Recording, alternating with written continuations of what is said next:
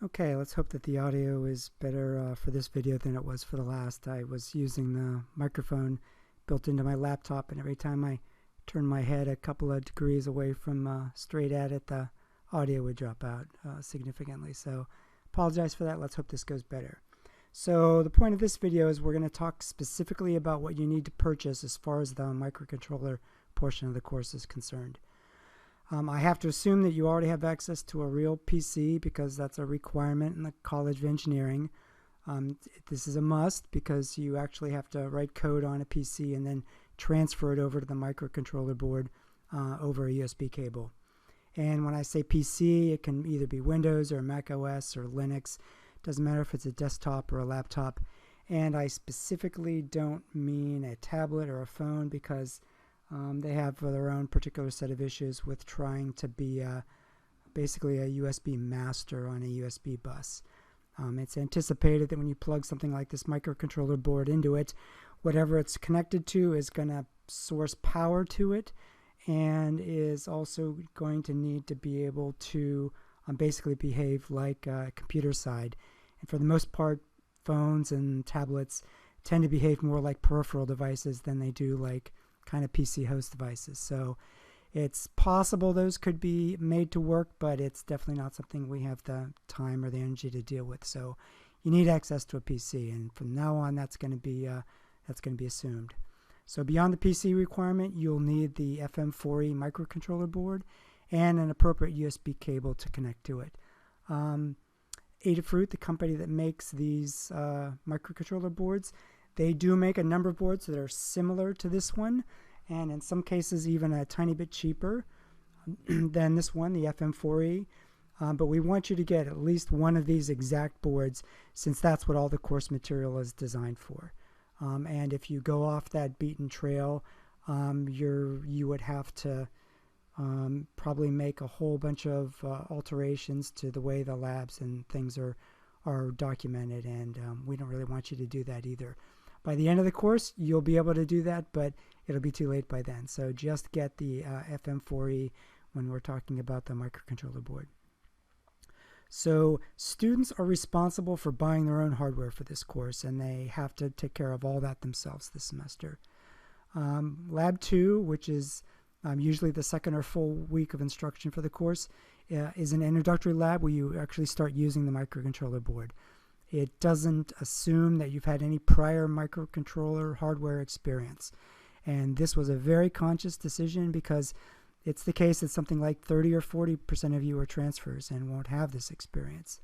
ME30 at SJSU is the course in which ME students previously would have used this or another microcontroller, and even for the last 2 semesters they would have used this exact board.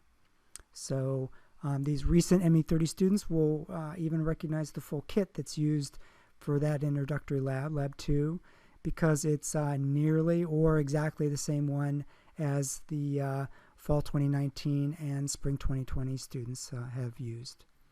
So for some of them, that Lab 2, will be a bit of a review. It'll be kind of mostly a review, but this is the only week in which those students will kind of get to skate a bit, whereas transfers will have a fair amount to do that week to close the gap. So it's anticipated that many of you won't actually have received your board by the time that Lab 2 hits. So you'll be using the FM4E microcontroller boards that belong to the lab. So, however, for all labs and homeworks after that lab, you have to start using your own boards. We won't allow you to use the boards from the lab. And as far as just the labs are concerned, technically, theoretically, you could get by with just one FM4E microcontroller board per lab station, per student group. But almost immediately after that, you should each have your own boards. So let's get shopping. So the home page for the FM4E is this one on the Adafruit website. As you can see here, it has a USB connector on the far end. This connector is a USB MicroB connector.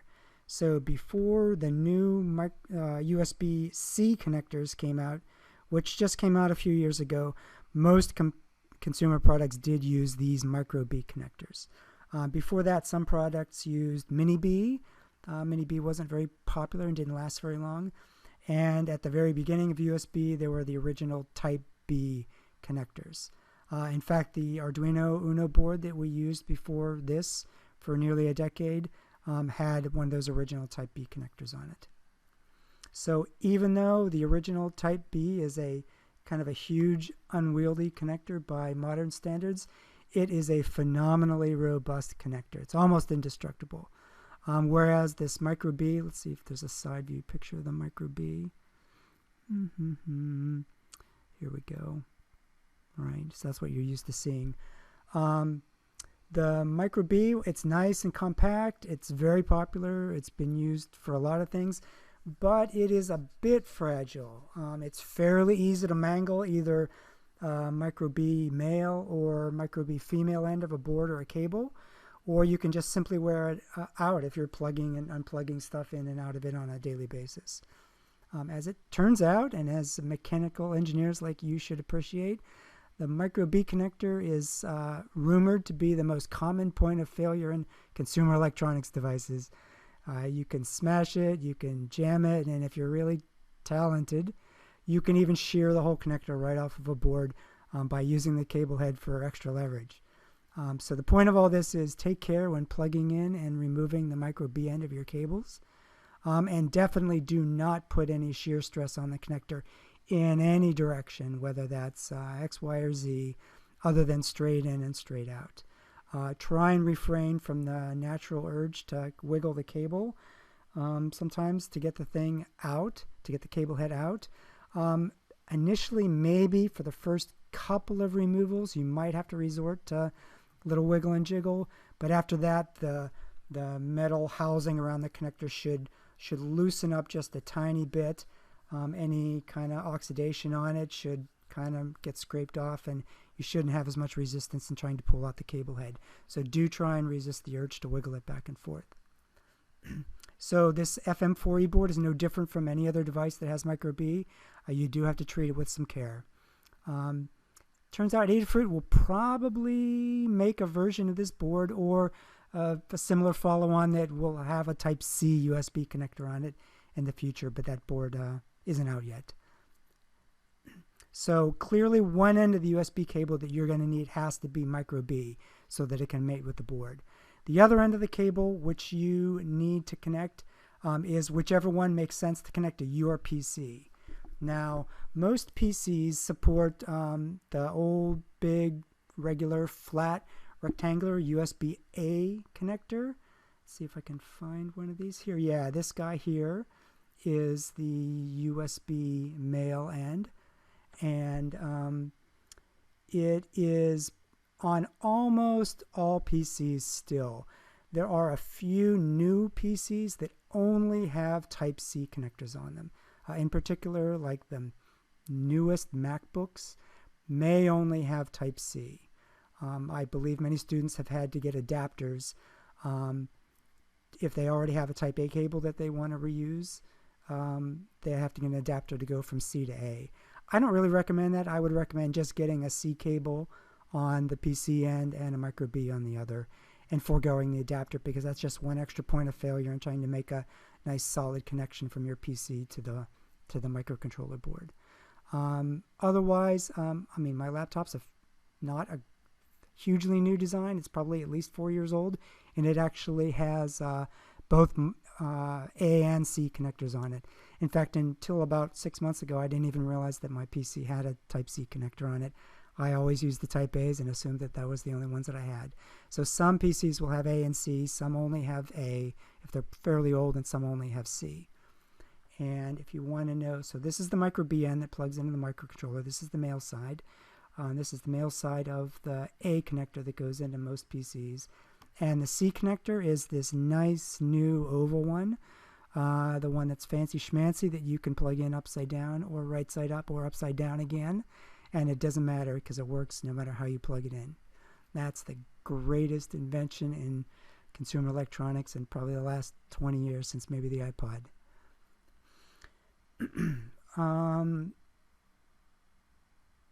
what else? I've shown you the pictures of both and the product pages for each of these cables. If you want to get these, in some cases you can get 1 foot cables, other cases you can get 1 meter cables, but do take care that one side has to be MicroB. So this product number happens to be, it's for a 1 foot cable, and it's 3879. Actually, I'll probably re-mention these product numbers later on. And here's the old A to MicroB cable in a 3-footer, product 592.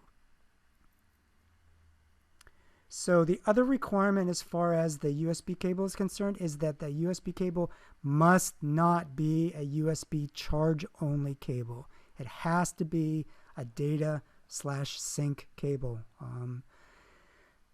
If it's not a data cable, it simply cannot be used to transfer programs from the PC to the board, which makes it useless for our purposes, for almost all of our purposes. Charge-only cables sometimes come with consumer products like either cheapo low-end phones, maybe Bluetooth earphones to charge them. USB battery power banks may come with a MicroB charge-only cable, and some wireless charging pads, like for wireless charging of phones and stuff. Sometimes those are charge-only cables. You'll see exactly how and why this is later, but the dead giveaway about whether or not the USB cable that you're using is a charge-only or is a data sync cable is that when you plug your board into the PC, the board doesn't show up in your file manager app like a USB flash drive would that you plugged in. So this, in spite of the fact that even with a charge-only cable, you'll get power to your microcontroller board, so it'll flash the LEDs and stuff, but you will never have the opportunity to transfer data to it. So make sure you have a data sync cable. And if you ever question as to whether or not you have a data versus a MicroB cable, if you don't know the difference, you don't care about the difference, then I would just, while you order your board, just add another $3 cable on it and you'll be guaranteed to get the right one. Some of you are too smart for school and will try and use an existing cable that you have around. You may in fact have a drawer full of them, and if you know what you're doing, you'll eventually be able to converge on a cable that has the data wires in it, and you'll be good to go. And like I said, the dead giveaway is that it doesn't tweak your file manager when it gets plugged in to show you that the board's actually been connected properly to your PC. So the good news is that if you don't get a cable right away because you think you've got the right one and it ends up you don't, you can go to almost any store nowadays except a restaurant and buy a USB cable. I believe even 7-Elevens have them. So if you need one on short notice, you can always trade them, $10 for a USB cable. Whereas if you just go ahead and buy one up front from somebody like Adafruit that that has data lines in it, you can usually get them for sometimes as low as $2 or $3 in some cases. So back to the board. So unfortunately there is one nagging detail about buying a board and using it for this course. So this is actually what you get. Now that's a bit of a lie.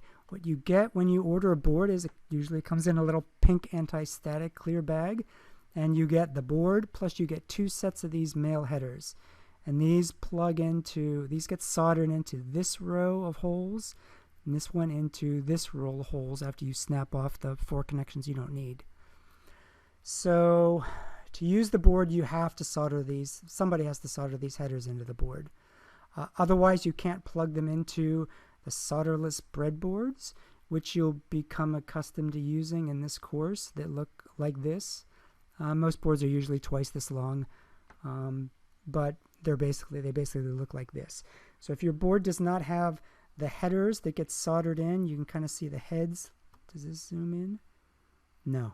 Great. Zoom in makes it smaller. Nice.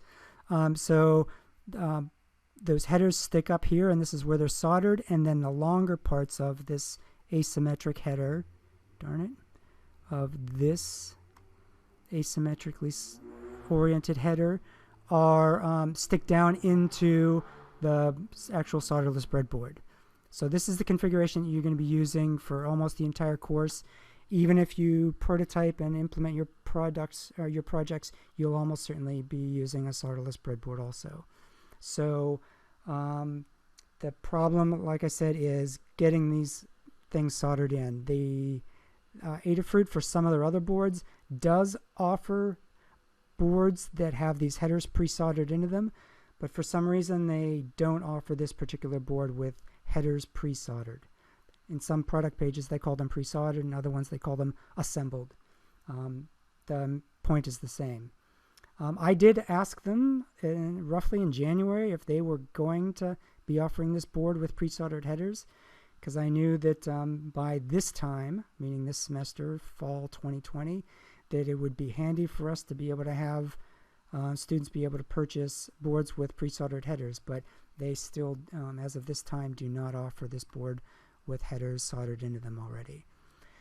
So a tiny bit of history. In normal times, somebody, and that somebody has always been me, would have bulk ordered a large number of these boards and gotten them directly from Adafruit, as well as USB cables, and I would have gotten them cheaper because there is a bulk discount. And also, one order, you only have one $30 shipping cost for getting 100 boards. Whereas if students have to buy their own, I'm sure there's a floor of at least $3 on anything you're going to get shipped to you nowadays. So, so not only would I buy the boards and buy the cables, but I would also solder all the connectors into all the boards after testing them, both before and after I did the soldering. And I would box them up, and I would put them together with packaging material so that you animals would be less likely to destroy your boards and basically your mini kits when carrying them back and forth to campus. Getting connectors correctly soldered into the board is necessary to be able to use the boards for pretty much everything, and so this does have to happen somehow. Unfortunately, with all the uncertainty around enrollment numbers and how all this distance learning and meeting students face-to-face was going to happen, I decided that I was not willing to put forth a couple of $1,000s like I normally do to buy all these things and then sell them during lectures and labs. I've done this for the last 6 or 8 years, and this is the first semester where it hasn't been done this way.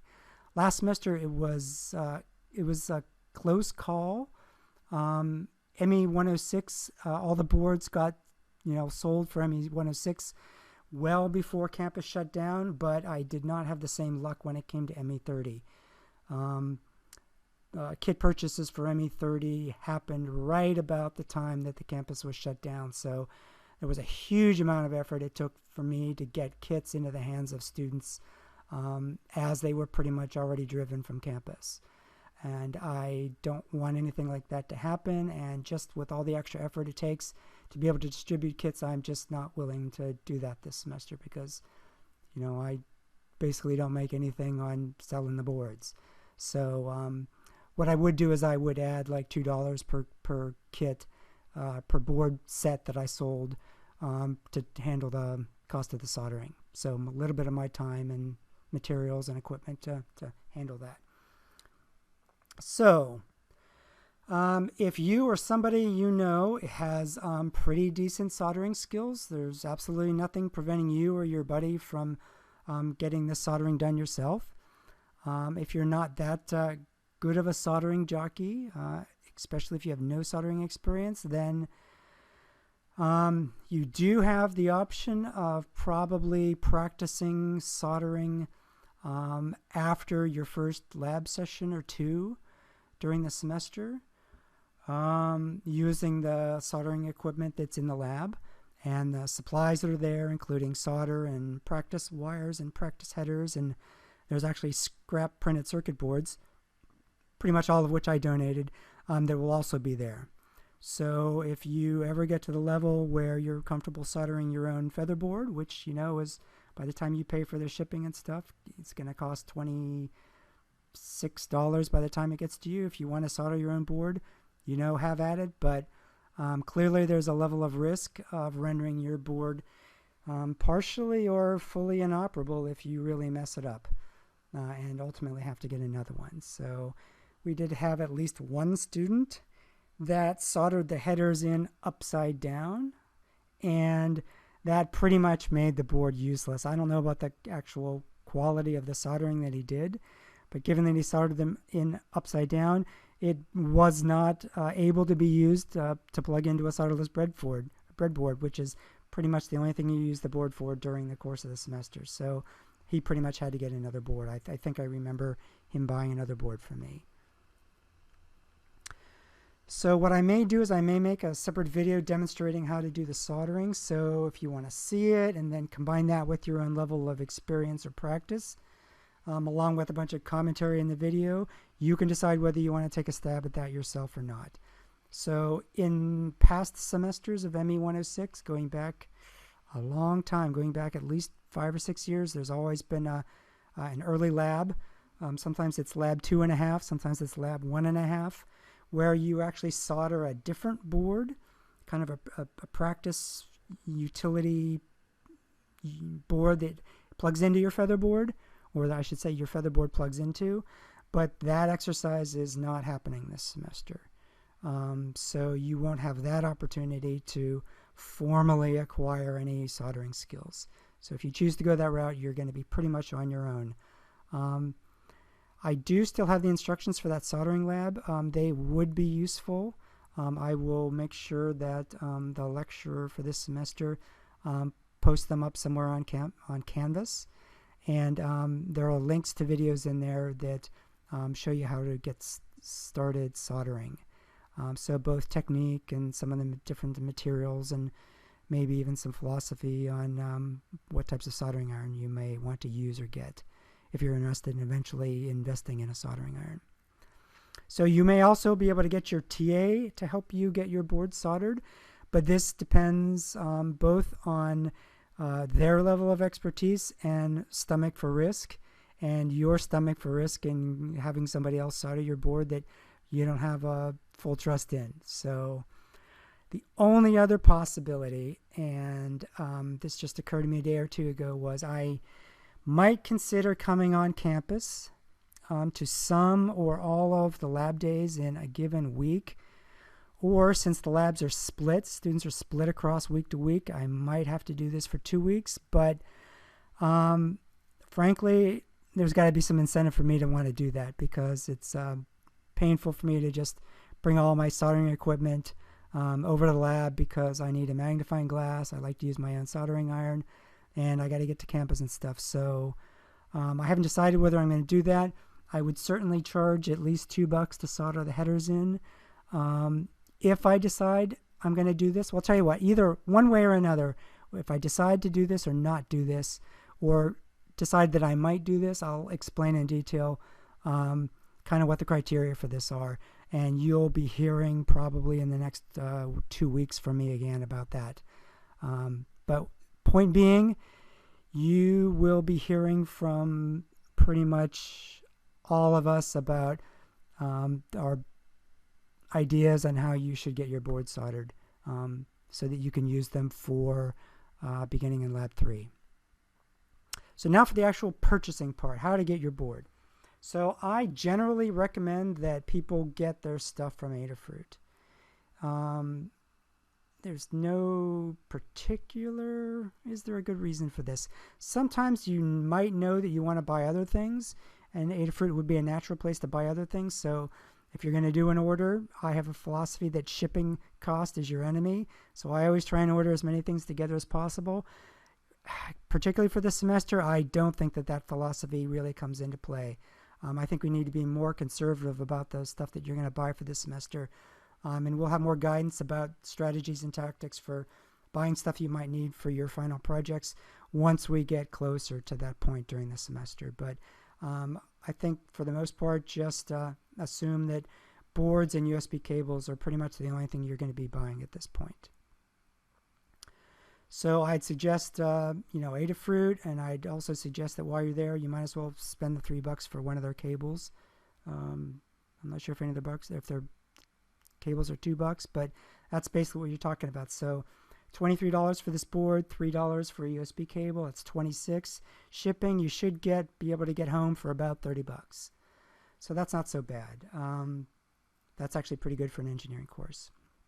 So I do have to warn you that Adafruit makes a whole line of feather boards, and they also have another line of boards called trinket boards. They have a third line of boards called itsy bitsy boards. Some of those boards have this M4 Express name in them. Some of those boards have the Feather name in them, but only one of them is a Feather M4 Express board. That is the board you're looking for. So it is product number 3857, which you can see right here.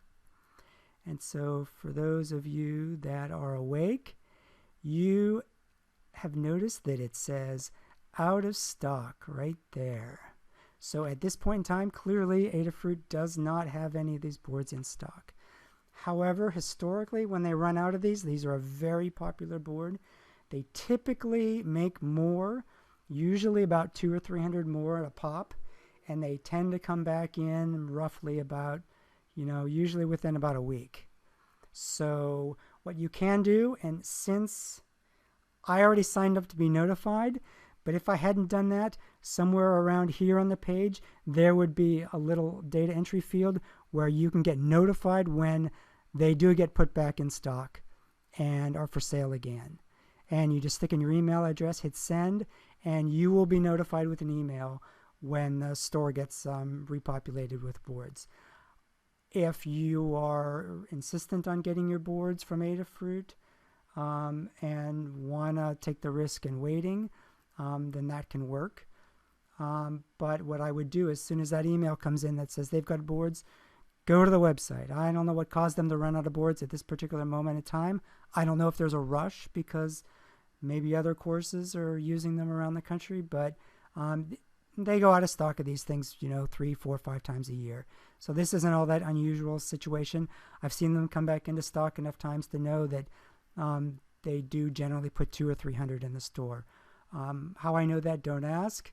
But usually for any stock over 100, they just say in stock. But if they have less than 100 of a particular item in stock, it tells you what the number is. So it'll say in stock 53 or in stock 12. But if there's more than 100, it just says in stock. So you could potentially sleep another day or two and not get a board and probably be safe. But there are some items, particularly brand new items, by the time I get the email, if I don't see it for 2 hours, they're gone already. So I don't anticipate that will be the case with this board. This board's been out for a couple of years, so I think their new board smell has dissipated, and so people probably aren't going to be jumping on these things as wildly as they might the new Raspberry Pi 5 when it comes out. Those things sometimes take months to get when they hit the street. So there are alternatives to Adafruit. So there are 2 very famous component distributors in the United States, and you will likely be buying some things from them for your student project. If you don't, then someone else one step removed from you certainly will have. So Digi-Key is one of these manufacturers, distributors. If you just search on their website for Adafruit 3857, it'll take you right to this page. So even at this point, they only have 25 in stock. That kind of worries me. I think there were 150 about a month ago. So even they're starting to deplete their stock. The other distributor is called Mouser, M-O-U-S-E-R, and they have 74 in stock currently. Today is August 17th. But they're kind enough to tell you how many more they have on order. There's never any guarantee that they'll come in on that exact day. But I suspect with a manufacturer like Adafruit, they have a pretty good guesstimate as to when this arrival date really will be. So on or about the 18th, which is tomorrow, you may see this number jump by 364, which is reassuring for you and me. So although I personally don't need any more boards, but you certainly will. So you can go to Digi-Key or Mouser first. Doesn't really matter which one. I think shipping for something as small as this board hopefully should come in under $4. Can't make any guarantees. I don't set the shipping prices. So the nice thing is they do charge you just regular retail. They don't mark these boards up. The only downside is, and you can't see it on the Adafruit page, but when they're in stock, they have a little table of quantity discounts. So I believe all the quantity discounts are supremely uniform at Adafruit. I think pretty much 10 or more of anything will get you a 10% discount off of whatever the single unit price is. And if you were to buy 100, which I actually did once, you get a 20% discount. So, so point being, the reason why I mentioned that is, if you are so motivated, I would, plus it's a way to get contact with some of your other peers, you can use Canvas to communicate with other students and manage your own group buy. And this would obviously help you minimize shipping costs for boards, cables. You could theoretically, you could even press the timeline a little later and do 3-day shipping, and it wouldn't be so painful if you split it like 10 ways. But the joy of doing a 10-unit buy would be you get that 10% discount off of the cables, and if you buy 10, and 10% discount off of the boards. You split the shipping 10 ways, and you could get 3-day shipping for probably about the same price as you'd have to pay for slow USPS. Probably a lot less. You could probably do 3-day shipping on 10 boards or more for maybe 10, 12, 15 bucks. So the other nice thing about buying from Adafruit is that any order over $200, you get free USPS ground shipping. So you can wash out the shipping cost across people that are willing to buy up to $200 worth of stuff.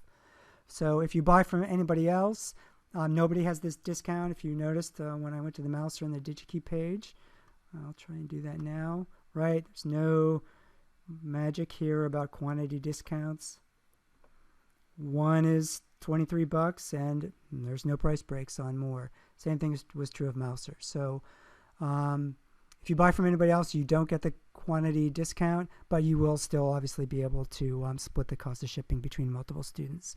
So if you are the entrepreneurial type, you can post a message to Canvas and try and corral at least 10 students to PayPal you money, and you can be in charge of doing your own mini board distribution for the course, and you can set your own rules about how much of that savings you get to keep and how much you pass on.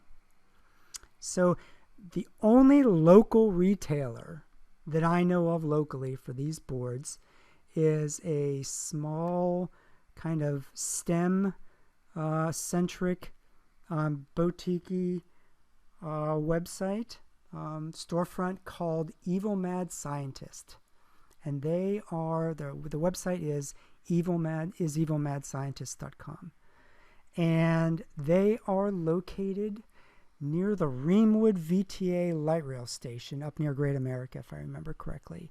I actually have taken light rail up there. No, I haven't. Actually, every time I've walked up there.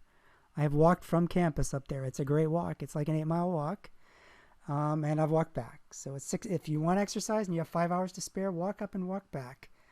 It's a great walk. But they are probably a 5 to 10 minute walk from the light rail station. So they're very convenient if light rail is your only transportation device. They may or may not be taking walk-in customers. You should send them an email on their contact part of their webpage to see if they're taking walk-ins.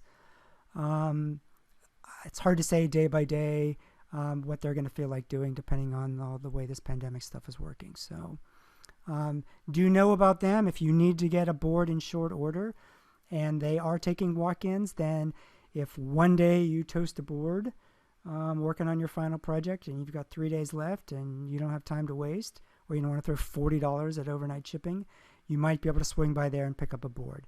Now, of course, it's subject to them having them in stock too, but I think every time I've ever checked, they've had some in stock. So they're close by. They're the only ones that I know that sell these boards out of their trunk. So they're there if you need them. So what else? So I've been involved with this course off and on, pretty much more on than off, for about a decade. And I have a lot of the stuff that students often buy during the course of the semester, either for their projects or Specifically in the case of these boards, I do have 10 of these boards that actually were tested before soldering, before I got them, or before I haven't soldered them. So I did test them. They all boot. And if anybody wants to get one of these from me, send me an email or a message on campus. Don't just post to campus, because then I actually have to be aware that a new message has been posted and I have to recognize that somebody's trying to contact me. Just send me a message in campus, or my email will be posted to campus. You can contact me that way too. So I live fairly near campus.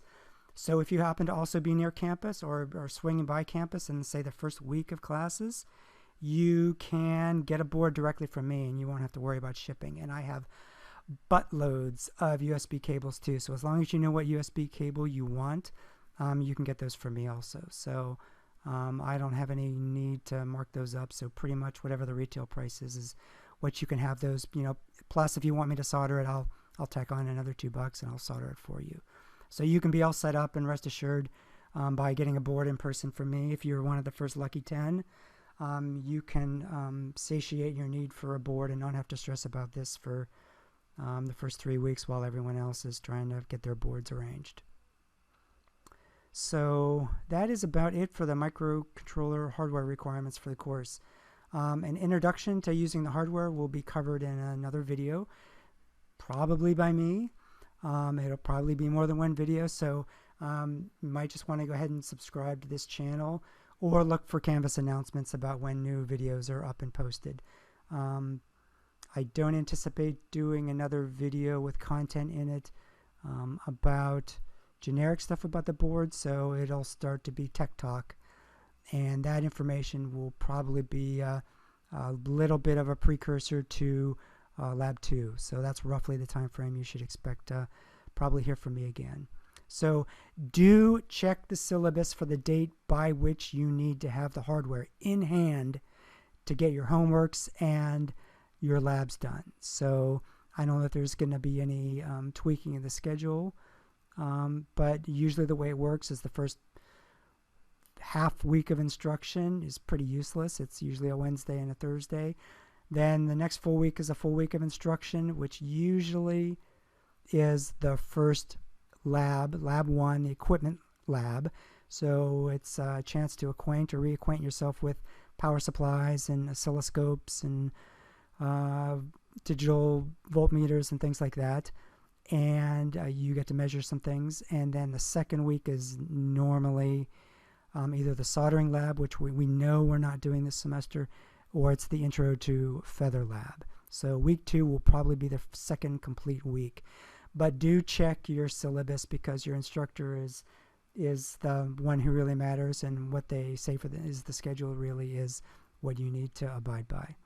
So be warned that it can take up to 10 days or so for somebody to take your order, ship it to you, and for it to get to you with Trump's newly neutered USPS. But so give yourself at least 10 days or so for that. So that's it for this video. Good luck this semester, and I hope you enjoy the course.